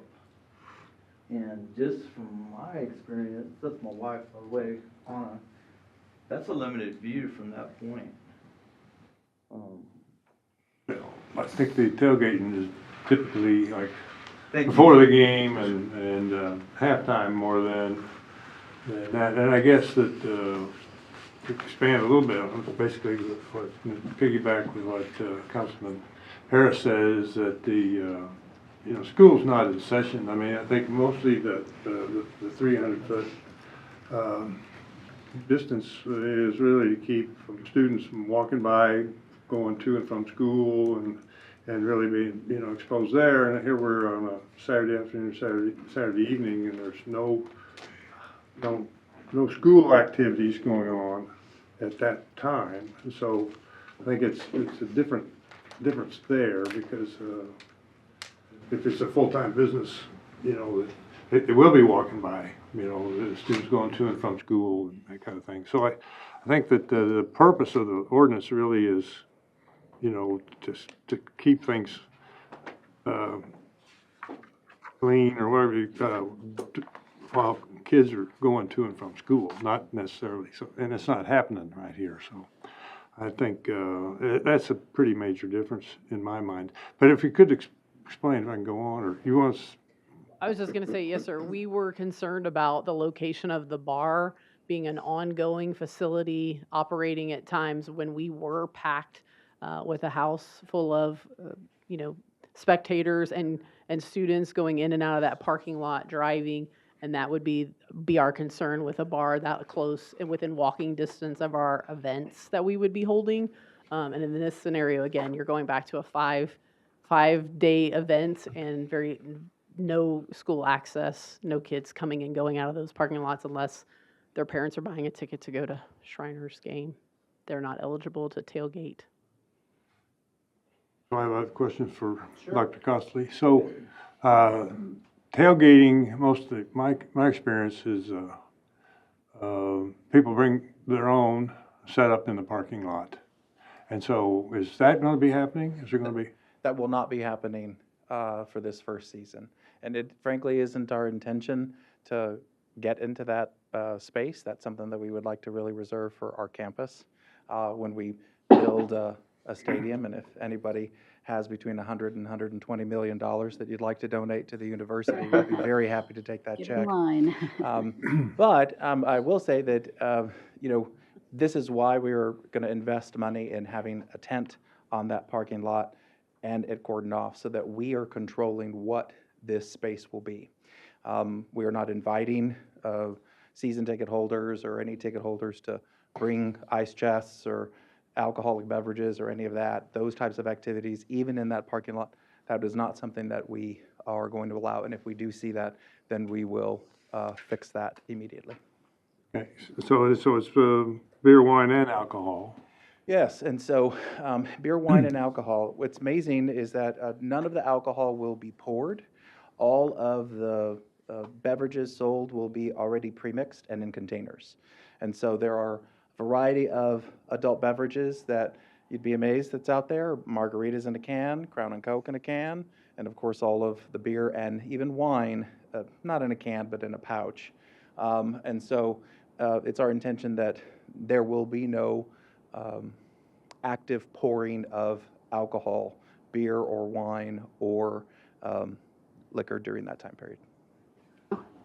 You stole all my questions. Oh, sorry. So Chief McCall, what about tailgating on the streets? We have laws against that? If people park on the street and they got beer in the trunk or whatever, or is that something that would impact the neighborhood? And that's really not, I mean, it's a little bit of a side thing, but. Yeah, you'd fall into the school zone if you weren't, if you have a waiver. So just the individuals, so that wouldn't be allowed. So I mean, because one of the questions we had from a neighbor was, are they gonna be parking there all afternoon, for the evening game or whatever. So that's something that wouldn't be allowed, okay? And I'll further add that we'll ensure that our security are also patrolling that as well to make sure that that's not happening. The public hearing is still open if anyone else would like to speak. Come on up, please. My name is Jay Stimson. I'm one of the ones that sent an email to you guys. I live on 412 Fitch Street, and I've learned more since I came, and thank you for inviting me to come so I could hear a little bit more about the proposition. I support Shrine University. I've had a big heart for them since back in the 70s. I used to come up here from Victoria, Texas, from where I was born and raised in that area. You claim that town? What's that? You claim Victoria? I claim Victoria. So do I. Actually, rural Victoria area is where I grew up. So. Yes, sir. Anyway, I'll just quickly read this and hit the points that I still have here. I'm a citizen that lives on Fitch Street. My house backs up to Yorktown Boulevard. We can have lots of traffic and cars lined up on this street during certain events at Antler Stadium. And I enjoy many of the events because I live so close. And some of the concerns I had have been answered here. That it's just going to be an area where these drinks are going to be served. It is going to be apparently alcohol as well as mixed drinks, sort of, as well as just beer. I am still concerned about the tailgating that could take place. I've heard what's been said and the questions. Thanks for answering that question. But when you close a place up, is there anybody here that didn't do something stupid in college? No, really. I mean, you said, we're supposed to be smarter, but oftentimes we're not. So I could see where the tailgating, oh, we're shut down, I've got some beer in the car, or let's move this place somewhere else. And I don't like the idea of that. Keep in mind, this is on the edge of a 55-plus community. And we talk about the floodplains, we talk about this and that here in our council. We need to protect our citizens. We need to protect our citizens.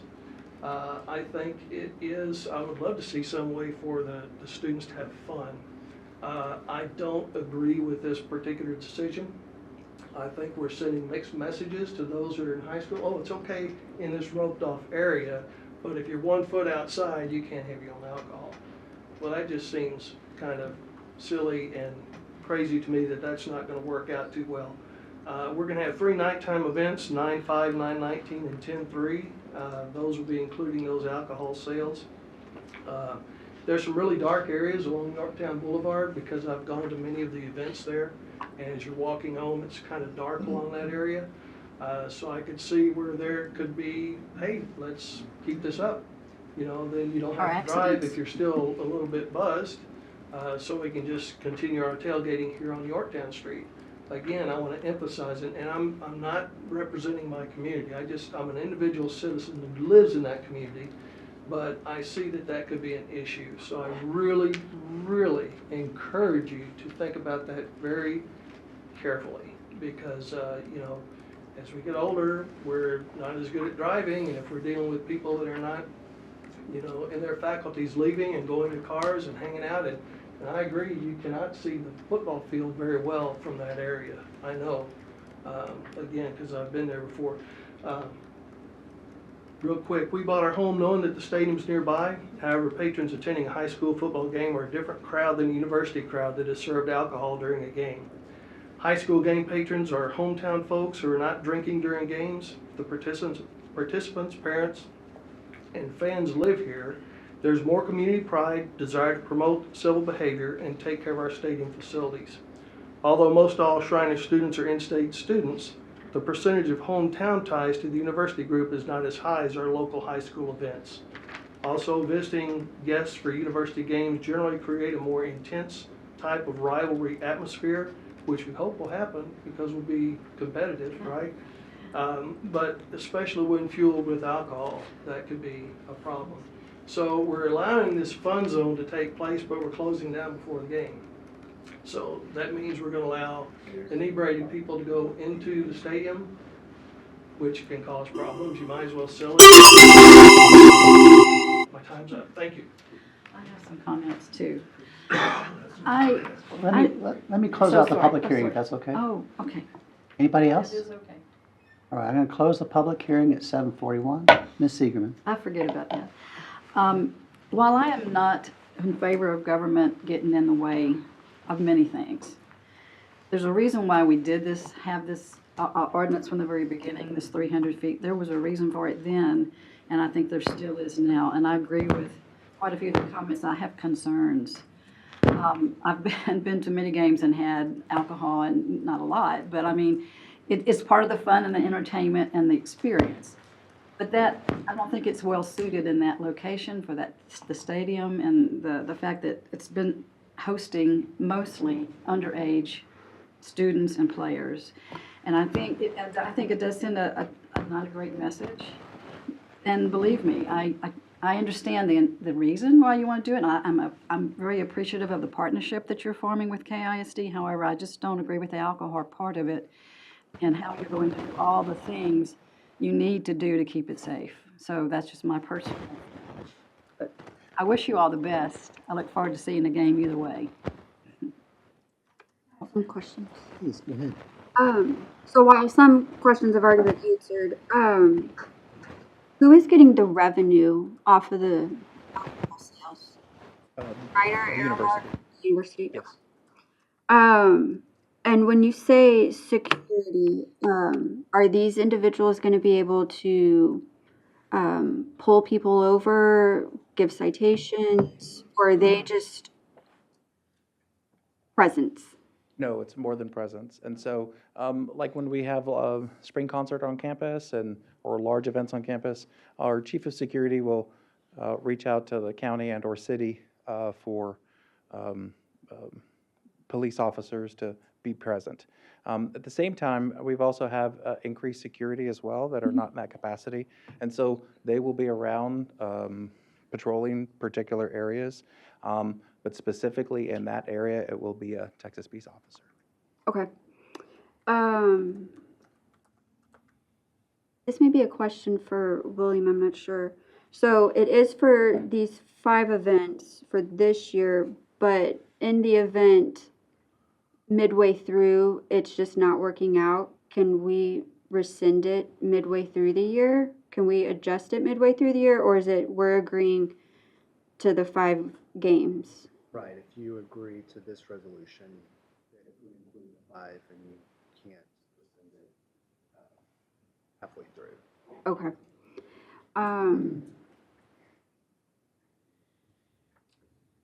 To the gentleman, so my notes were of concern are Obviously, the prior council said no, it was an impact to a potential loss of the sale and a new small business coming to town.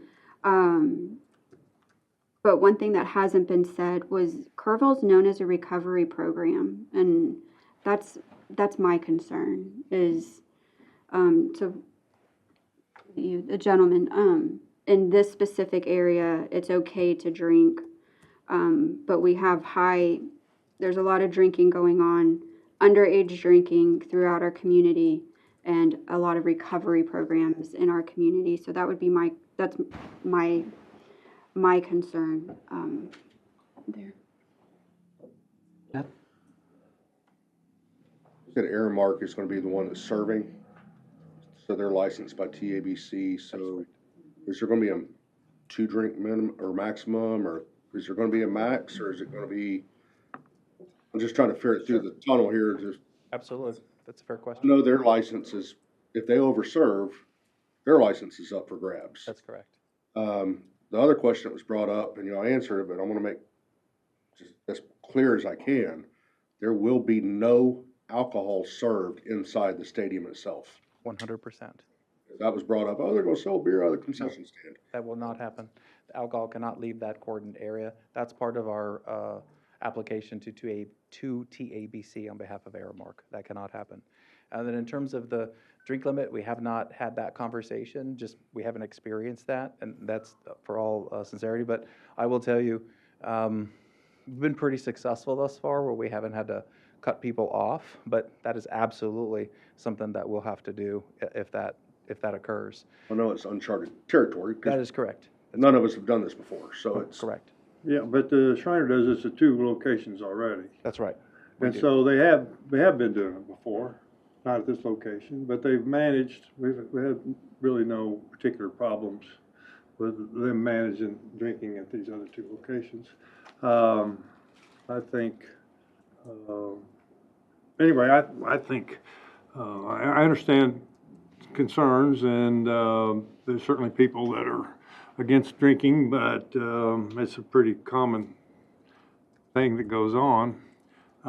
And even kids, hopefully, at least here is a place where they've got established record of managing alcohol without having any problems. And it's well contained inside a fence. IDs have to be checked. Security will be there. Seems like the appropriate precautions are being taken. And number one. Number two, I know the Shriner management pretty well. They're not going to let things get out of hand. And if things didn't work out very good for whatever reason, well, I can't. Policies and procedures can change, number one, and number two, if there's bad, they won't continue on their own. I mean, it's not something we have to worry about, the Shriner would let this get out of hand. So, anyway, so I understand concerns, but in my view, I think it's a safe, the process has been designed is safe, and we're in good hands with the people that would be managing this. Can you confirm the fun zone is for everyone with a ticket, adult or minor? That's correct. In order for you to get into that space, you have to have a ticket. So it's not, but it's not a bar atmosphere, it's truly supposed to be fun. Whatever is going to be in that tent, that's where the bars will be located, and food and those types of things. Outside of the tent, there may be other activities, throw a football into a circle kind of area, those kinds of things. All that we absolutely have to have in place, and that we absolutely will, is that tent with the fence around it because of where alcohol is served. It needs to be visible that you can only be in this area.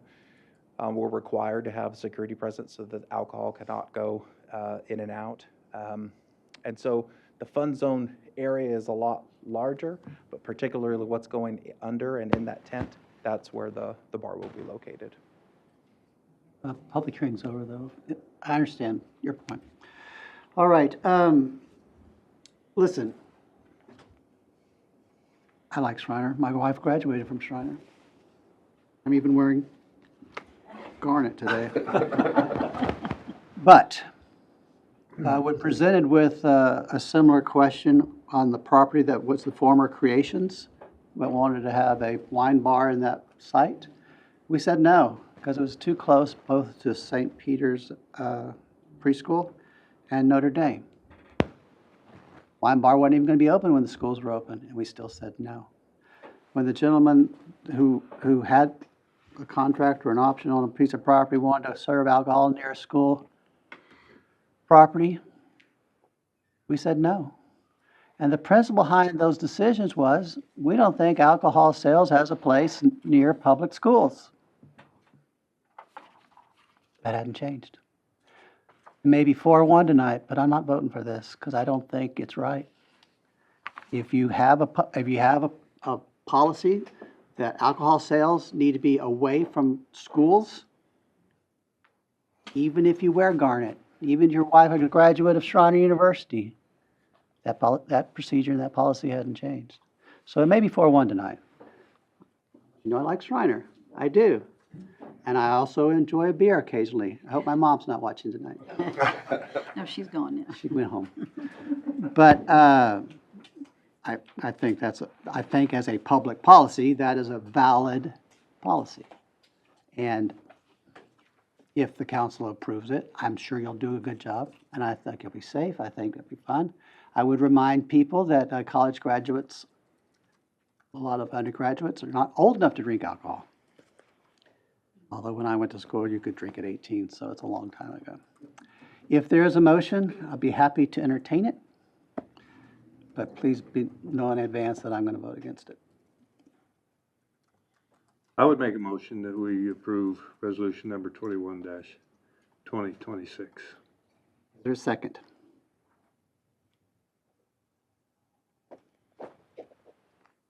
All right, I'm not hearing a second. I'm going to give another call out for a second.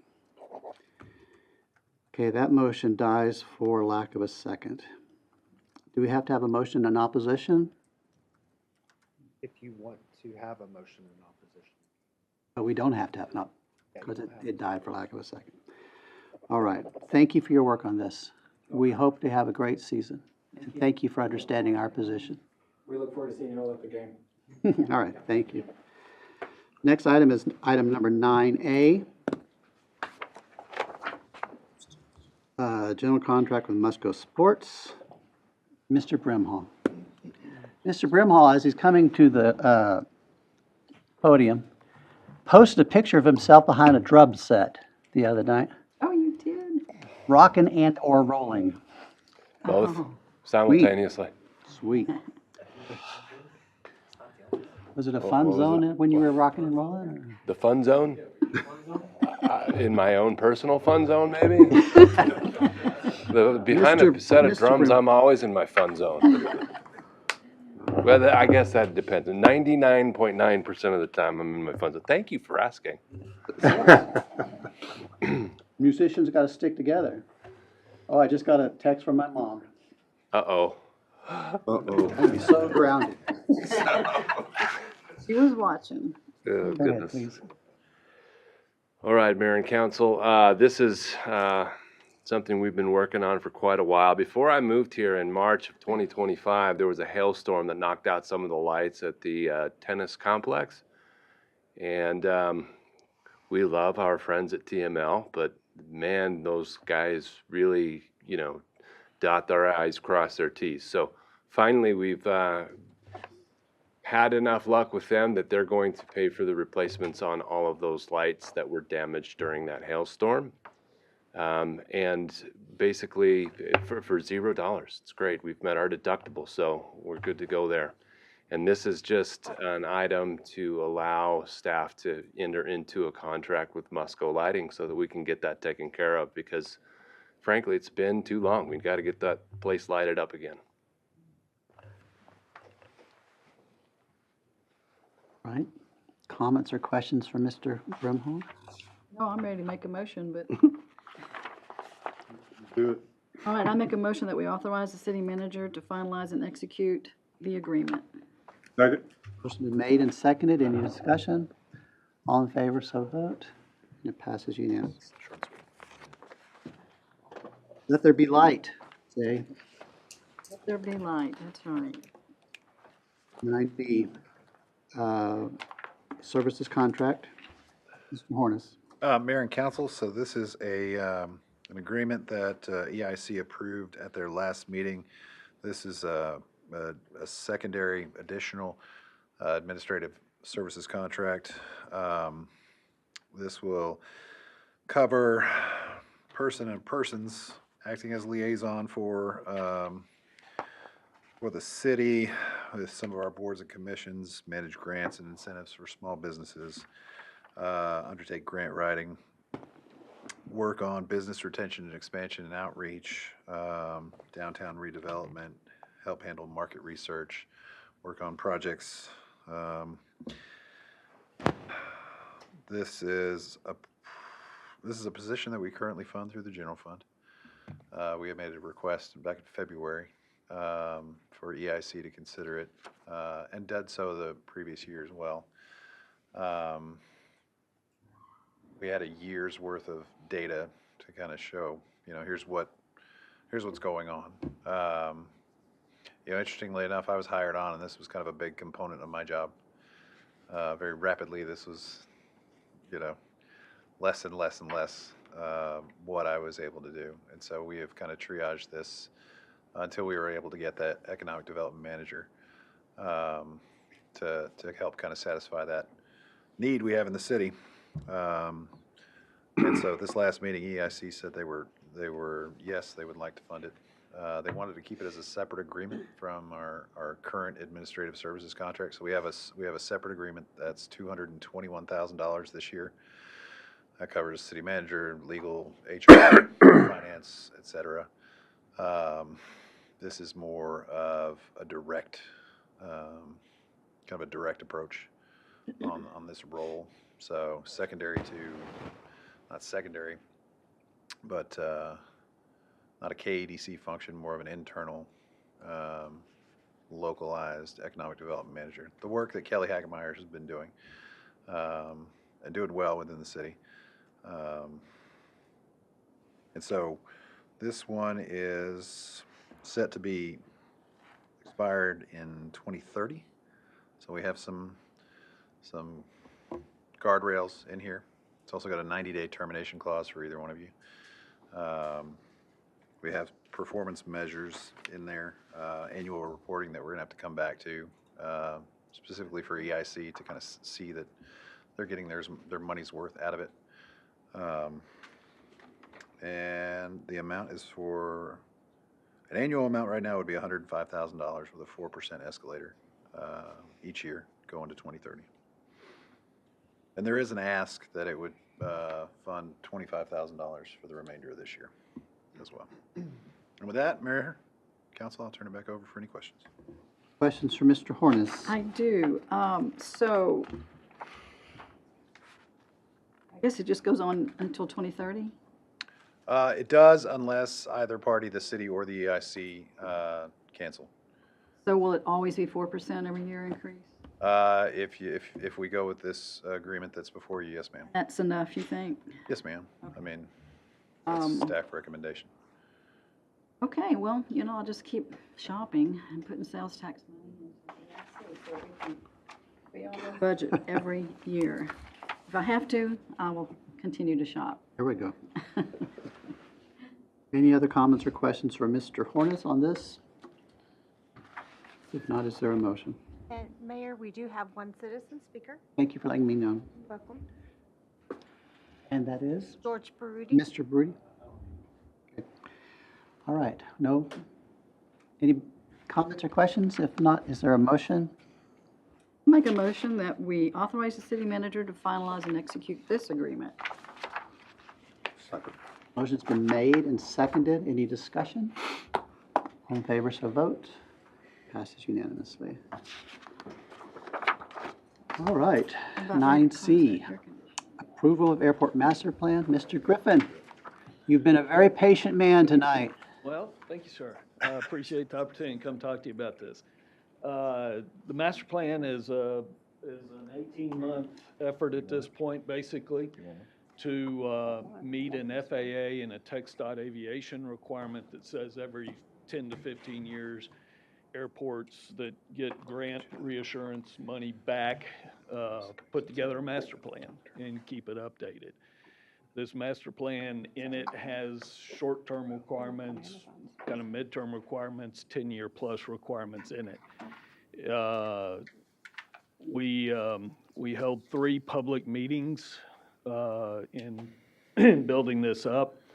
Two were held at the Dietert Center, and then the last one was held in September, and we couldn't hold it at the Dietert, so we held it out at the airport in our conference room there. We've been receiving comments for the last year and a half.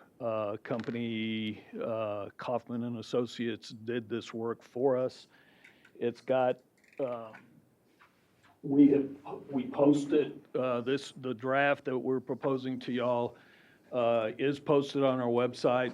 I don't have copies of it here to give people. It's 299 pages long. We have a copy. And we didn't need to kill any more trees.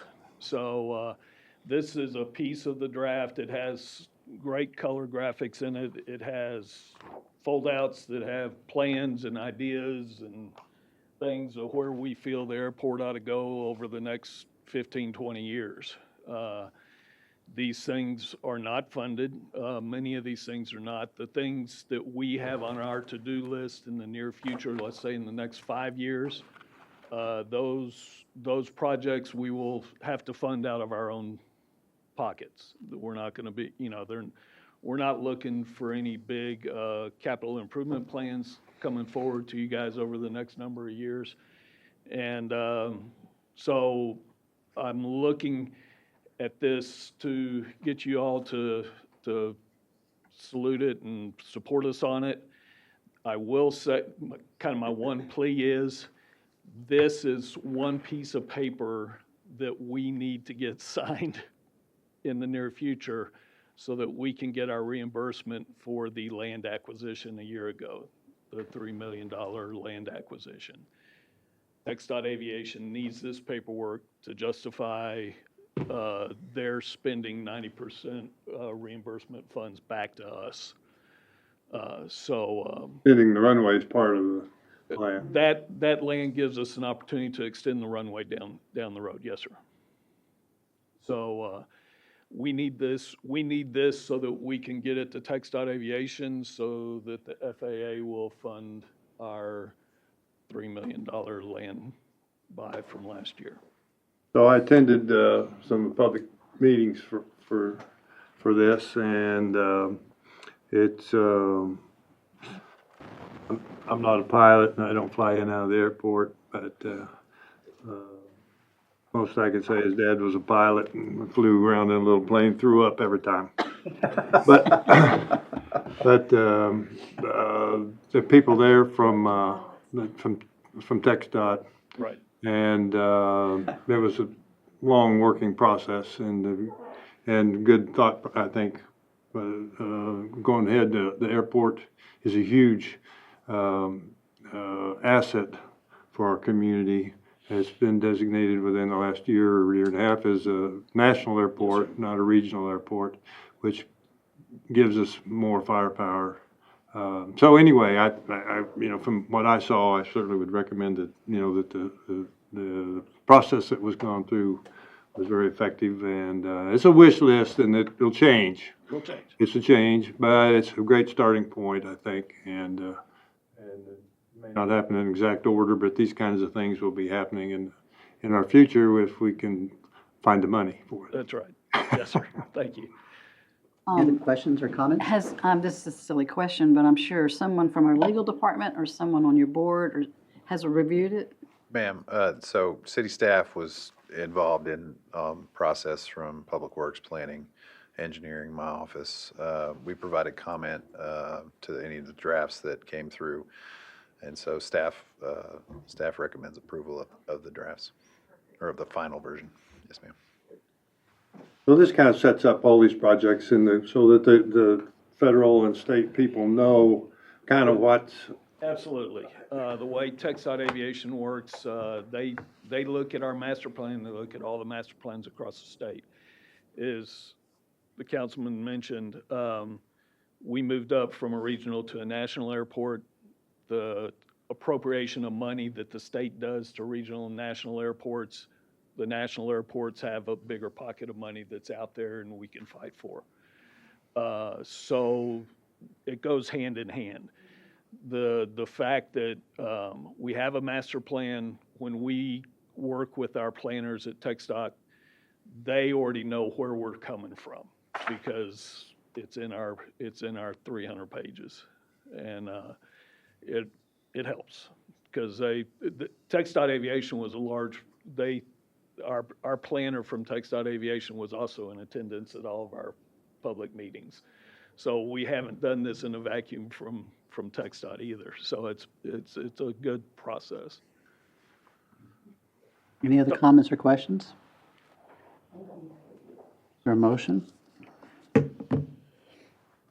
I would make a motion to approve the airport master plan. I'll second that The motion. motion's been made and seconded. Any discussion? We can go over all 299 pages. No? We could do it now if you want. I was gonna try to I was fall going to ask asleep Mr. watching. Hornis about that paragraph on page number 255. An airport may face major products that will require funds in excess of the airport's annual entitlements. What do you think about that? We can go over it at another meeting. Okay. We have a motion and a second. Any other discussion? All in favor, so vote. And it passes unanimously. Thank you for your work. If there's something I need to sign, leave it and I'll take care of it. No, sir. I'll take minutes and Gotcha. that takes care of it. Next is the appointment of the mayor pro tem. For those who do not know, the mayor pro tem acts in the absence of the mayor.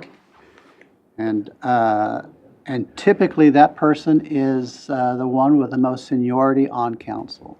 That person on our council is Jeff Harris. I've asked Mr. Harris if he would be willing to serve if appointed.